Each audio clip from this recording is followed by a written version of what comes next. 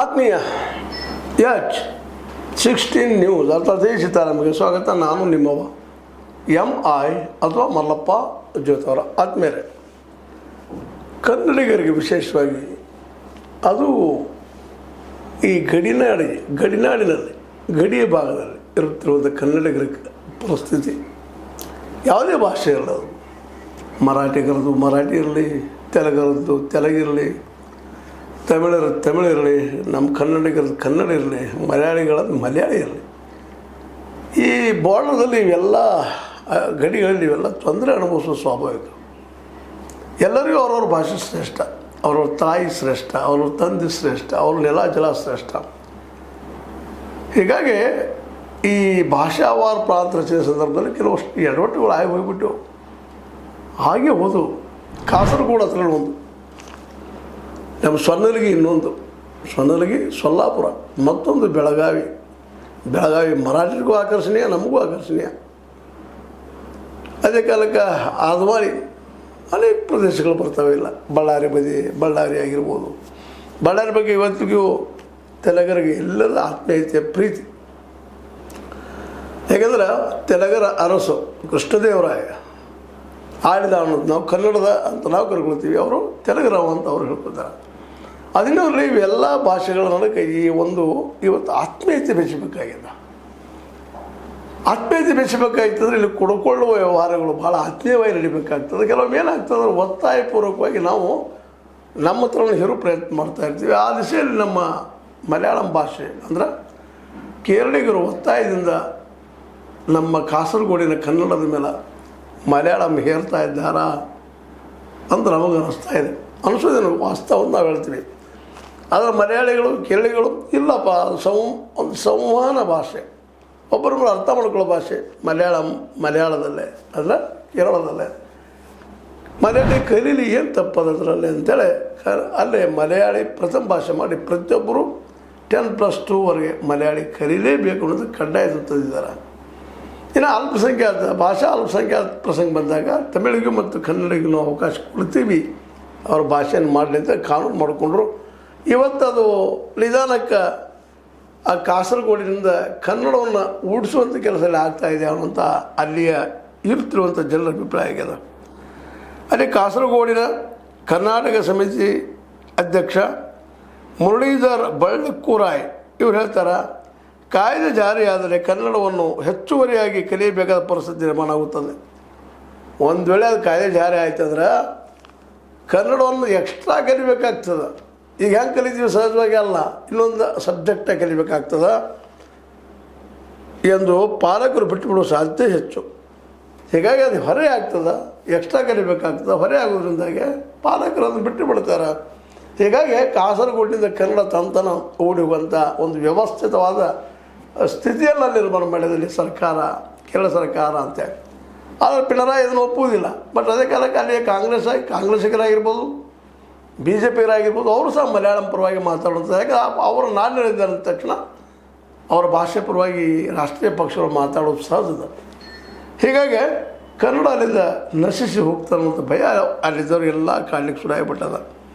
ಅದೇ ಕಾಲಕ್ಕೆ ಈ ನಮ್ಮ ಕಸಾಪ ಕರ್ನಾಟಕದ ಅಧ್ಯಕ್ಷ ಡಾಕ್ಟರ್ ಜಯಪ್ರಕಾಶ್ ನಾರಾಯಣ್ ತೋಡಿ ಇವರಿದ್ದಂಥವರು ಕಾಯ್ದೆ ಬಗ್ಗೆ ಸಮಗ್ರ ಅಧ್ಯಯನ ಆಗಬೇಕು, ಕನ್ನಡಿಗರ ಹಕ್ಕುಗಳನ್ನು ಗಮನಿಸುವ ಅಂಶಗಳು ಅದರಲ್ಲಿ ಇಲ್ಲ ಎಂಬುದನ್ನು ಖಾತ್ರಿಪಡಿಸಿಕೊಳ್ಳಬೇಕು ಅಂತೇಳಿ ಇಲ್ಲಿ ನಮ್ಮ ಏನಪ್ಪ ಅಂತಂದ್ರೆ ಗಡಿನಾಡು ಘಟಕದ ಅಧ್ಯಕ್ಷರು ಕಸಾಪ ಅವರು ಹೇಳ್ತಾ ಇದ್ದಾರೆ. ಅಂದ್ರೆ ಈ ಮಲಯಾಳ ಭಾಷೆಯನ್ನು ಒತ್ತಾಯದಿಂದ ಹೇಳಿದ್ರೆ ಅಲ್ಲಿ ಕನ್ನಡ ಸತ್ತು ಹೋಗಿಬಿಡ್ತದೆ ಅನ್ನುವಂಥ ಬರೀ ಭಾಷೆ ಅಂತಲ್ಲ, ಅಸ್ಮಿತತೆ ಇರ್ತದೆ. ಒಂದು ಭಾಷೆಗೆ ಅಸ್ಮಿತತೆ ಅದರದೇ ಆದಂಥ ಒಂದು ನಂಬುಗೆ, ಒಂದು ಸಂಸ್ಕೃತಿ, ಒಂದು ವಿಚಾರ, ಚಿಂತನೆ, ಮಂಥನೆ ಎಲ್ಲ ಇರ್ತವೆ ಅದರಲ್ಲಿ.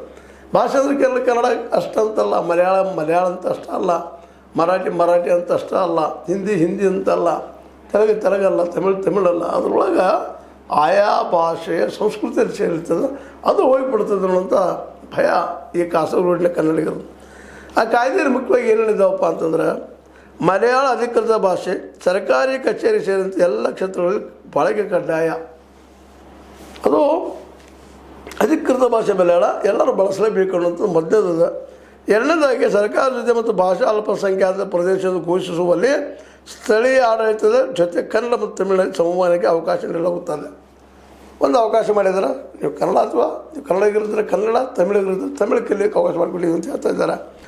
ಸರ್ಕಾರಿ ಮತ್ತು ಅನುದಾನಿತ ಶಾಲೆಗಳಲ್ಲಿ 1ರಿಂದ 10ನೇ ತರಗತಿವರೆಗೆ ಪ್ರಥಮ ಭಾಷೆಗೆ ಮಲಯಾಳ ಕಡ್ಡಾಯ. ಖಾಸಗಿರಲಿ ಯಾವುದೇ ಇರಲಿ ಅಲ್ಲೇ 10ನೇ ತನಕ ಮಲಯಾಳಂ ಕಡ್ಡಾಯ. ಶಾಲೆಗಳಲ್ಲಿ ಮಲಯಾಳ ಭಾಷೆ ಬಗ್ಗೆ ಪ್ರಚಾರ ಮಾಡಲು ಕ್ರಮ ಕೈಗೊಳ್ಳಲು ಸರ್ಕಾರ. ಇನ್ನು ಮಲಯಾಳ ಭಾಷೆ ಬಗ್ಗೆ ಪ್ರಸಾರ ಮಾಡುವಂಥ ಎಲ್ಲ ಸಾಧ್ಯಗಳು ಹೆಚ್ಚಾಗಿದ್ದಾವೆ. ಅನ್ಯ ರಾಜ್ಯ ಮತ್ತು ವಿದೇಶದ ವಿದ್ಯಾರ್ಥಿಗಳು 9, 10ನೇ ತರಗತಿ ಮತ್ತು +2ನಲ್ಲಿ ಮಲಯಾಳಂದಲ್ಲಿ ಪರೀಕ್ಷೆ ಬರೀಬೇಕು ಎಂದಿಲ್ಲ. ಮಲಯಾಳದಾಗ ಬರೀಬೇಕಂತಿಲ್ಲ, ಅವರು ಉಳಿಸಿ ಮಾಡಿದ್ದೀವಿ ನಾವು ಅಂತ ಹೇಳ್ತಾ ಇದ್ದಾರೆ. ಮಲಯಾಳ ತಿಳಿಯದವರಿಗೆ ಸರ್ಕಾರದ ಆದೇಶಗಳನ್ನು ಇಂಗ್ಲೀಷಿಗೆ ಅನುವಾದ ಮಾಡಲಾಗುತ್ತದೆ. ಒಂದಿಷ್ಟು ಒಳ್ಳೆ ಓದಾವಲ್ಲ, ಒಂದಿಷ್ಟು ಗಾಬರಿ ಕೊಡಿಸುವಂಥವು ಇದ್ದಾವೆ. ಆದರೆ ನಮಗೆ ಗೊತ್ತಿಲ್ಲದಂಗೆ ನಮ್ಮ ಮೇಲೆ ಮಲಯಾಳಂ ಪ್ರಭಾವ ಆಗುವಂಥ ಒಂದು ವಾತಾವರಣ ನಿರ್ಮಾಣ ಮಾಡ್ತಾ ಇದ್ದಾರೆ ಅನ್ನೋದನ್ನು ನಾವು ಇದರಿಂದ ತಿಳ್ಕೊಬೋದಾಗ್ಯದ. ಯಾಕಂತಂದ್ರೆ ಇಲ್ಲೇ ಏನಪ್ಪ ಅಂದ್ರೆ ಭಾಳ ಕಷ್ಟದ ಕೆಲಸ ಏನಪ್ಪ ಅಂತಂದ್ರೆ ಕನ್ನಡ ಭಾಷೆ ಜೊತೆಗೆ ಆತ್ಮೀಯತೆ ವಿಶ್ವಾಸ ಉಳಿಬೇಕಂತ ಮಾತನ್ನು ಮಾತಾಡ್ತಾ ಇದ್ದಾರೆ. ಅದು ಕಾಲಕ್ಕೆ ತಕ್ಕಂಗೆ ಬದಲಾಗ್ತದೆ ಏನೋ ಅಂತೇಳಿ. ಯಾಕಂದ್ರೆ ನೋಡ್ರಿ ಇಲ್ಲೇ ವಿಶೇಷವಾಗಿ ಇಲ್ಲೇ ಬೆಳಗಾವಿ ತೆಗೆದುಕೊಳ್ರಿ, ಮರಾಠಿಗರು ಬಂದರೆ ಎಷ್ಟು ತಮ್ಮ ಭಾಷೆ ಪ್ರೀತಿ ಮಾಡ್ತಾಯಿದ್ರು. ನಿಧಾನಕ್ಕೆ ಇಲ್ಲಿ ಕನ್ನಡಿಗರು ಅವ್ರ ಜೊತೆ ಪ್ರೀತಿ ವಿಶ್ವಾಸ ಇದ್ದ ತಕ್ಷಣ ನಿಧಾನಕ್ಕೆ ಒಂದವರು ನಮ್ಮ ಜೊತೆಗೆ ಬೆರೀತಾ ಹೋಗ್ತಾ ಇದ್ದಾರೆ. ಹಾಗೆ ಅಲ್ಲಿ ಬೆರೆತು ಹೋಗ್ತಾರೆ ಭಯ ಇವ್ರಿ ನಮ್ಮ ಕನ್ನಡಿಗರಿಗೆ. ಆದರೆ ಇದು ಕಾಲದ ಅನಿವಾರ್ಯ. ಯಾಕಂತಂದ್ರೆ ಕಾಲಕ್ಕೆ ಭಾಷೆಗಳು ಬದಲಾಗೋದು, ವಿಚಾರಗಳು ಬದಲಾಗೋದು, ಇವು ನಿರಂತರವಾಗಿ ನಡೆಯುತ್ತಿರುವಂಥದ್ದು ಕೆಲಸ ಪರಿವರ್ತನೆ. ಆ ದಿಸೆಯಲ್ಲಿ ಅಲ್ಲಿಯ ಕೇರಳ ಸರ್ಕಾರ ಇದ್ದು ತಮ್ಮ ಮಲಯಾಳಂ ಬೆಳೆಸಿಕೊಳ್ಳೋ ಪ್ರಯತ್ನ ಮಾಡ್ತಾ ಇದೆ. ಅದು ತಪ್ಪಂತೂ ಅಲ್ಲಿಕ್ಕಾಗೋದಿಲ್ಲ. ನಾವು ಆ ಕೆಲಸ ಮಾಡಬೇಕಾಗ್ಯದ. ನಮ್ಮ ಕನ್ನಡ ಉಳಿಬೇಕಾಗಿದ್ರೆ, ನಮ್ಮಲ್ಲೂ ಕನ್ನಡ ಭಾಷೆ ಬಾರ್ಡರ್ದಲ್ಲಿ ಉಳಿಬೇಕಾಗಿತ್ತಂದ್ರೆ ನಾವು ಆತ್ಮೀಯವಾಗಿ ಪ್ರೀತಿಯಿಂದ ಕನ್ನಡವನ್ನು ಅವರಿಗೆ ಕಲಿಸಿ ಅವರು ಕನ್ನಡಿಗರನ್ನಾಗಿ ಮಾಡಬೇಕಾಗಿರೋದು ಒಪ್ಪಬೇಕಾದಂಥ ಮಾತಾಗ್ಯದ. ಭಾಷಾ ಅಲ್ಪಸಂಖ್ಯಾತ ರಕ್ಷಣೆ ಮಾಡಲಾಗುವುದು ಎಂದು ಮುಖ್ಯಮಂತ್ರಿ ಸೇರಿದಂತೆ ಹಲವರು ಹೇಳುತ್ತಿದ್ದಾರೆ. ಆದರೆ ಆ ಮಾತಿನ ಮೇಲೆ ನಮಗೆ ಭರವಸೆ ಇಲ್ಲ ಅಂತೇಳಿ ಶ್ರೀಶ ಪಂಜಿತ್ ಖಡ್ಕ್ ಅನ್ನೋರು ಕನ್ನಡ ಶಿಕ್ಷಕರ ಸಂಘದ ಕಂಬಳೆ ಉಪಜಿಲ್ಲಾ ಘಟಕದ ಉಪಾಧ್ಯಕ್ಷರಾಗ್ತಾ ಇದ್ದಾರೆ. ನಾವು ಭರವಸೆ ಕೊಡ್ತಾ ಇದ್ದಾರೆ ಅಲ್ಲೇ, ಆದರೆ ಅದು ಉಳಿತಿದ್ದು ನಮ್ಗೆ ಅನಿಸ್ತಾ ಇಲ್ಲ. ಹೇಳಿದರೆ ಈಗ ಮರಾಠಿ ಭಾಗದಲ್ಲೇ ಕನ್ನಡದಲ್ಲೇ ಸ್ವಲ್ಪ ಕನ್ನಡಿಗರಿಗೆ ಹೆಚ್ಚು ಅನುಕೂಲ ಆದಾಗ ಮರಾಠಿ ಮರೆತು ಹೋಗ್ತಾ ಇರ್ತದೆ. ಅದೇ ಕಾಲಕ್ಕೆ ಸೊನ್ನಲಿಗೆಯಲ್ಲಿ ಕನ್ನಡ ನಿಧಾನಕ್ಕೆ ಮರೆ ಆಗ್ತಾ ಹೋಗ್ತಾ ಇದೆ. ಒಂದು ಕಾಲಕ್ಕೆ ಕನ್ನಡದ ಗಂಡು ಮೆಟ್ಟಿನ ಸ್ಥಳ ಸೊನ್ನಲಿಗೆ ಅಂದರೆ ನಮ್ಮ ಸಿದ್ದರಾಮೇಶ್ವರ ಅವರು ಇದ್ದಂಥ ಸಿದ್ದರಾಮೇಶ್ವರ ವಚನಗಳನ್ನ ಇವತ್ತು ನೋಡಿದರೆ ಅವತ್ತು ಮರಾಠಿ ಗಂಧೆ ಗಾಳಿಸುತ್ತಿರಲಿಲ್ಲ. ಇವತ್ತು ಮರಾಠಿನ ಮೇ ಆಗಿ ಹೋಗ್ಬಿಟ್ಟಿದೆ ಸೊನ್ನಲಿಗೆ, ಸೊಲ್ಲಾಪುರ. ಹಾಗೆ ಆಗ್ತದೆ ಅಂತನ್ನುವಂಥ ಭಯ, ಆತಂಕ. ಈ ರೀತಿ ನಮಗೆ ಈ ಕಾಸರಗೋಡಿನ ಬದಲಾಗಿ ಒಂದಿಷ್ಟು ಭಾಳ ಆತ್ಮೀಯತೆ ಇರೋದ್ರಿಂದ ಈಗ ನೋವು ಆಗ್ತಾಯಿದೆ. ಆ ಕಾನೂನು ಮಾಡಿ ತಪ್ಪು ಮಾಡಿದ್ರೆ ಕನ್ನಡಿಗರಿಗೆ ತೊಂದರೆ ಕೊಟ್ರ, ತಮಿಳರಿಗೆ ತೊಂದರೆ ಕೊಟ್ರ ಮಲಯಾಳಿಗಳು ಅನ್ನುವಂಥದ್ದು. ಯಾಕಂದ್ರೆ ನಾವು ಇನ್ನು ಅಂಥದ್ದು ಕಾನೂನು ಮಾಡಬೇಕಾಗ್ತದೇನೋ. ನಮ್ಮಲ್ಲಿ ಕನ್ನಡ ಪ್ರಥಮ ಭಾಷೆ ಅದ, ದ್ವಿತೀಯ ಭಾಷೆಯಾಗಿ ಇಂಗ್ಲೀಷ್ ಅದ, ತೃತೀಯ ಭಾಷೆಯಾಗಿ ನೀವು ಆಯ್ಕೆ ಮಾಡುವಂಥದ್ದು ಅದ. ಸಹಜದ ಎಲ್ಲ ರಾಜ್ಯಗಳು ಎಲ್ಲ ನಾಡುಗಳು ತಮ್ಮ ಭಾಷೆ ಉಳಿಬೇಕು, ತಮ್ಮ ಸಂಸ್ಕೃತಿ ಉಳಿಬೇಕು, ತಮ್ಮ ಅಸ್ಮಿತೆ ಉಳಿಬೇಕು ಅನ್ನೋದು ಬಯಸೋದು ಸಹಜದ. ಹಂಗೆ ಕೇರಳದಲ್ಲೇ ಮಲಯಾಳಿಗಳು ತಮ್ಮತನವನ್ನು ಉಳಿಸಲು ಪ್ರಯತ್ನ ಮಾಡ್ತಾ ಇದ್ದಾರೆ. ಇನ್ನೊಂದು ಗಮನಿಸ್ಬೇಕಾಗಿತ್ತಿಲ್ಲ ಅಂದ್ರೆ ದಕ್ಷಿಣ ಭಾರತ ಈ ಕನ್ನಡ ಇರ್ಬೋದು, ಮಲಯಾಳಂ ಇರ್ಬೋದು, ತಮಿಳು, ತೆಲುಗುಗಳು ಇವೆಲ್ಲ 4 ಭಾಷೆಗಳು, ಇನ್ನುಳಿದ ಭಾಷೆಗಳು ಸಹಿತ ಇಲ್ಲಿ ಒಂದಕ್ಕೊಂದು ಸ್ಪರ್ಧಾತ್ಮಕವಾಗಿ ಬೆಳೀತಾ ಇದ್ದಾವೆ. ಜೊತೆಗೆ ಈ ಭಾಷೆಗಳಲ್ಲಿ ಒಂದು ವೈಚಾರಿಕತೆ ಅದ, ವೈಜ್ಞಾನಿಕತೆ ಅದ, ತಮ್ಮ ಭಾಷೆ ಮೇಲೆ ಪ್ರೀತಿ ವಿಶ್ವಾಸದ ಅದು ಬೆಳಿಬೇಕು ಅನ್ನುವಂಥ ಒಂದು ಆತ್ಮೀಯ ಪ್ರಯತ್ನ ಅದ. ಹೀಗಾಗಿ ವೆಸ್ಟ್ ಬಾರ್ಡರ್ದಲ್ಲೇ ತೊಂದರೆ ಆದರೂ ಸಹ ಕಾಸರಗೋಡಿನಲ್ಲಿ ಕನ್ನಡ ಉಳಿಯುವಂಥ ಕೆಲಸವನ್ನು ನಮ್ಮ ಕನ್ನಡಿಗರು ಮಾಡಬೇಕು, ನಾವು ಅವರಿಗೆ ಸಹಕಾರ ಮಾಡಬೇಕು. ಜೊತೆಗೆ ಅಲ್ಲಿ ಸರ್ಕಾರ ಸಹಿತ ಕನ್ನಡವನ್ನು ಅಳಿಸೋದೇ ಕೆಲಸ ಮಾಡಿದ ಕನ್ನಡಿಗರು ಮತ್ತು ಮಲಯಾಳಿಗಳು ಪ್ರೀತಿಯಿಂದ ಬಾರ್ಡರ್ದಲ್ಲಿ ಉಳಿಯುವಂಥದ್ದು, ನಮ್ಮಲ್ಲಿ ಸಹಿತ ಅದೇ ರೀತಿಯಾಗಿ ಹೋಗುವಂಥದ್ದು ಆದರೆ ಇನ್ನೂ ಉತ್ತಮ. ಯಾಕಂದ್ರೆ ಕಾಲಾಯ ತಸ್ಮೇನ್ ನಮಃ, ಕಾಲಕ್ಕೆ ತಕ್ಕಂಗೆ ಬದಲಾವಣೆ ಆಗ್ತಾನೆ ಇರ್ತಾವೆ, ಪ್ರಯತ್ನ ಮಾಡ್ತಾನೆ ಇರ್ತಾರೆ. ಅವ್ರು ಬೇಕಂತಾರೆ, ಇನ್ನೊಂದು ಬೇಡ ಅಂತಾರೆ. ಆದರೆ ಕಾಸರಗೋಡು ಮಾತ್ರ ನಮಗೆ ಯಾವಾಗಲೂ ಒಂದು ನೋವು ಕೊಡುವಂಥದ್ದು. ಯಾಕಂದ್ರೆ ಖಿಂಗಿಯನ್ನರ ಹೆಸರು ಕೇಳಿ ಸಾಕು ಎಲ್ಲ ಒಂದು ಕಡೆ ಎದೆಲಿ ನಮ್ಮನ್ನು ಹಂಗೆ ಆಗ್ತದೆ. ಕರ್ನಾಟಕಕ್ಕೆ ಸೇರಲಿ, ಕನ್ನಡ ಭಾಷೆ ಹೋಗಲಿ ಅಂತಾನೆ ಮಲಯಾಳದ ನೆಲದಲ್ಲಿ ತಮ್ಮ ಕೊನೆ ಉಸಿರು ಹೇಳದಂಥ ನಮ್ಮ ಖಿಂಗಿಯನ್ನರೇ ಅವರ ಕನ್ನಡ ನಮ್ಮ ಜೊತೆಗಿರಲಿ, ನಮ್ಮ ಕನ್ನಡತನ ಜೊತೆಗಿರಲಿ, ಮಲಯಾಳಂ ಸಹಿತ ಬದುಕಲಿ ಅಂತೇಳಿ. ಯಾಕಂದ್ರೆ ಇನ್ನೊಂದನ್ನು ನಾಶ ಮಾಡುವಂಥ ನಾವು ಮನಸ್ಥಿತಿನ ಮಾಡ್ಕೊಂಡೇವಪ್ಪ ಅಂತಂದ್ರೆ ನಮಗೂ ನಾಶ ಇದ್ದೇ ಇರ್ತದೆ. ಆದರೆ ನಾಶ ಆಗ್ಬಿಟ್ಟು ಹಾಗೆ ಆಗ್ತದೆ, ಬೇಡ ಅಂತ ಹೇಳಕ್ಕೆ ಆಗೋದಿಲ್ಲ. ಉದಯ ಆಗಿದ್ದು ಅವಸಾನ ಆಗಲೇಬೇಕಾಗ್ಯದ, ಇದು ನಿಸರ್ಗ ನಿಯಮ. ಅದು ನೋಡ್ಕೊಂಡು ಹೋಗೋಣ. ಆದರೂ ಕನ್ನಡ ಉಳಿಸುವಂಥ ಕೆಲಸವನ್ನು ನಾವು ಸ್ವತಃ ಅಲ್ಲಿಯ ಕನ್ನಡಿಗರು, ಕಾಸರಗೋಡಿನ ಕನ್ನಡರು ಮಾಡಲಿ. ಜೊತೆಗೆ ಅಧ್ವಾನಿಗಿದ್ವಳು ಎಲ್ಲ ಕಡೆ ತೆಲುಗಾಯಿತು, ಕನ್ನಡ ಆಯಿತು, ಮರಾಠಿ ಆಯಿತು, ಕನ್ನಡ ಆಯಿತು, ಇವೆಲ್ಲನೂ ಬಾರ್ಡರ್ದಲ್ಲಿ ಉಳಿಲಿ, ಎರಡು ಭಾಷೆಗಳು ಬೆಳೀಲಿ, ಎಲ್ಲ ಕಡೆ ಬೆಳೀಲಿ. ಕಾಸರಗೋಡು ಸದಾ ಕನ್ನಡದ ಜೊತೆಗಿರಲಿ. ಆದರೆ ನಾವು ಹೇಳ್ತೀವಲ್ಲ, ಮನಸ್ಸು ಇಲ್ಲಿದ್ದರೆ ದೇಹ ಅಲ್ಲಿಂದಂಗೆ ಆಗ್ಯದ ಪರಿಸ್ಥಿತಿ.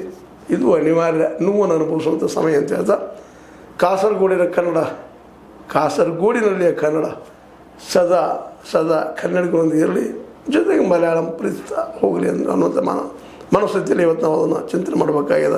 ಅದ್ರ ಜೊತೆಗೆ ಕನ್ನಡ ಉಳಿಯೋದಕ್ಕೆ ಏನಾದರೂ ಕಾನೂನಾತ್ಮಕ ಹೋರಾಟ ಮಾಡೋದು ಇದು ಸಹಿತ ಮಾಡೋದು ಅನಿವಾರ್ಯ, ಮಾಡೋದು ಭಾಳ ಯೋಗ್ಯ ಅನ್ನೋ ಮಾತನ್ನು ಹೇಳ್ತಾ, ಇದು ನಿಮ್ಮ ಲ್ಯಾಕ್ ಆಗಿರ್ಬೋದು. ಮತ್ತು ಇದೇ ದಿವಸ ಇನ್ನೊಂದು ಮಾತು ಕೊನೆಗೆ ಹೇಳುವಂಥದ್ದು, ಕಾಸರಗೋಡಿನಾಗಿದೆ 22ನೇ ತಾರೀಕಿಗೆ ಧರಣಿನೂ ಮಾಡ್ತಾಯಿದ್ದಾರೆ, ಕನ್ನಡ ಉಳಿಸೋದು ಕೆಲಸ ಮಾಡಲಿ ಸರ್ಕಾರ ಅಂತೇಳಿ. ನೋಡೋಣ ಅದೆಷ್ಟು ಡಿಫೆಕ್ಟ್ ಆಗ್ತದಂತೆ. ಏನೋ ಆಗಲಿ, ಎರಡು ಭಾಷೆಗಳು ಉಳಿಲಿ, ಬೆಳೀಲಿ. ಮತ್ತು ಅದೇ ಕಾಲಕ್ಕೆ ಎಲ್ಲರ ಜೀವನದ ಉಸಿರಾಗಲಿ. ಮತ್ತು ಕನ್ನಡ ಆಗಿರ್ಬೋದು, ಮಲಯಾಳಂ ಆಗಿರ್ಬೋದು, ತೆಲುಗು, ತಮಿಳ, ಮರಾಠಿ ಇವೆಲ್ಲನೂ ತಮ್ಮ ಅಸ್ಮಿತೆಯನ್ನು ಉಳಿಸ್ಕೊಂಡು ಹೋಗಲಿ ಅನ್ನುವಂಥ ಮಾತನ್ನು, ಪ್ರೀತಿ ಉಳಿಸ್ಕೊಂಡು ಹೋಗಲಿ ಅನ್ನೋ ಮಾತನ್ನು ಹೇಳ್ತಾ, ಇದು ನಿಮ್ಮ ಲೈಕ್ ಆಗಿರ್ಬೋದು, ಆಗದಿನೂ ಆಗಿರ್ಬೋದು. ಲೈಕ್ ಮಾಡಿ, ಶೇರ್ ಮಾಡಿ, ಕಮೆಂಟ್ ಮಾಡಿ, ಜೊತೆ ಸಬ್ಸ್ಕ್ರೈಬ್ ನಡೆಸ್ಬೋದು. H16 ನ್ಯೂಸ್ ಅರ್ಧ ಸೀತಾರಾಮ ಸತ್ಯಕ್ಕೆ ವಂದನೆಗಳು.